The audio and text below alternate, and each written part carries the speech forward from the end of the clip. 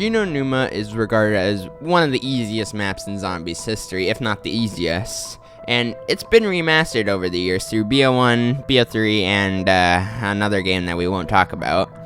But on BO1, since there's not 24 zombies every round now, it's not as easy as it once was, and the zombies also work completely differently on this version. So as soon as you spawn in, the first thing you always want to do is just kill first 2 zombies-ish, so you can get the Guvir 43, which will allow you to speed through the rounds a lot quicker, which it doesn't really matter if you don't get a good amount of points anyways, because you're still going to get the Wonder Wall off the ray gun eventually, so it just speeds up the process. So I got the Guvir 43. I'm not sure why Mule Kick is in the spawn room instead of Quick Revive. It doesn't really make any sense.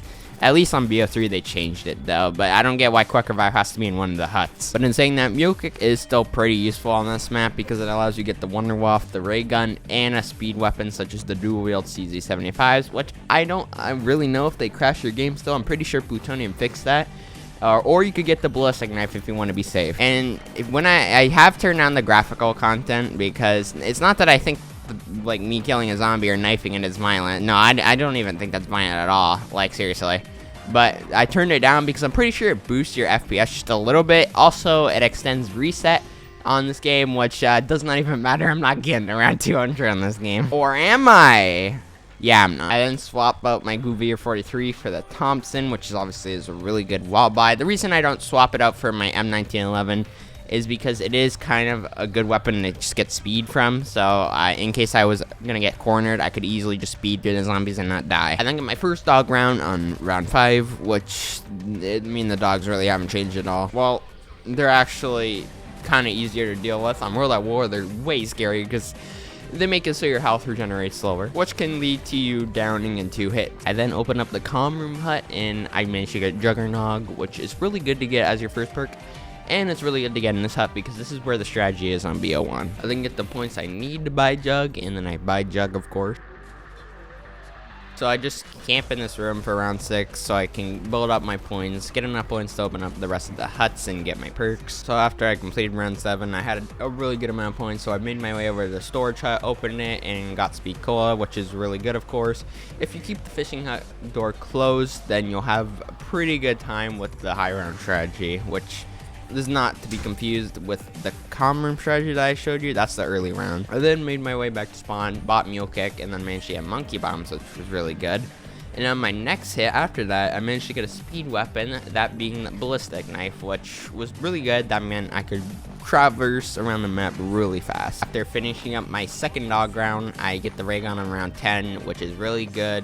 You do want to have it on your Mule Kick slot, so you just in case if you die, you don't lose like your ballistic knife, so you can run fast, or your Wonder Waff, which will save you. So I just decided to camp in here for a couple more rounds so I could speed up the rounds, get more points, and therefore get the Wonder Waff. So finally, after moving the box a couple of times, I get the Wonder Waff in the storage hut, so that means I'm completely set up. All, like I said, you need is the Wonder Waff, the ray gun, for the early rounds at least. Once you get to the high round strategy, the ray gun starts to become useless, and you want to use the Thompson so you build up your points to use the traps, because the traps are the only thing that's going to kill other than the Wonder Waff, which you'll run out of ammo before you end a round on like 60. So now for the early round strategy, all you want to do is just whenever the trap's available, just use it, because you'll be able to build up your points enough to the point where you're going to be able to afford it every single time. And then any zombie that spawns in the comm room hut, then all you want to do is just kill them with your ray gun. It does start to get difficult once you get to 30 when the ray gun starts to take at least 5 shots to kill the zombies. Still pretty easy, and the only thing about this strategy is the Waff will save you, yes, but you have to preemptively shoot it, otherwise the Waff will kill you. So as an example, as you see right here, zombies are coming out of that window. I feel like I'm about to get trapped, so I shoot the Waff before I do, because the Waff does damage you on this game.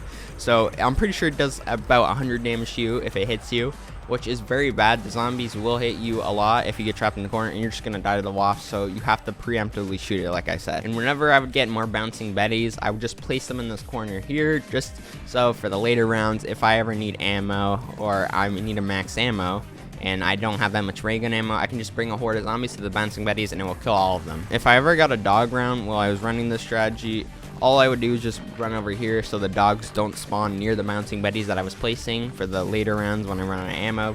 because they will spawn on the bouncing Bettys, because there is a spawn location for there, and it will just activate all of them, and you're gonna lose all of them. So you just want to bring the dogs over here and you'll be fine. I'm around 35. I decided to switch to the flogger because I was starting to run low on ammo, and the flogger does kill a little bit more than the electrical trap does, at least I think so.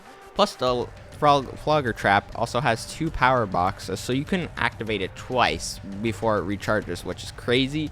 Makes the high round strategy possible. It all went downhill though, because on round 37 I took it down, round 38 I took it down, and then round 39 I took it down again, and then I took it double down as they trapped me, and then like I said, the WAF cannot save you because it just killed me instantly there.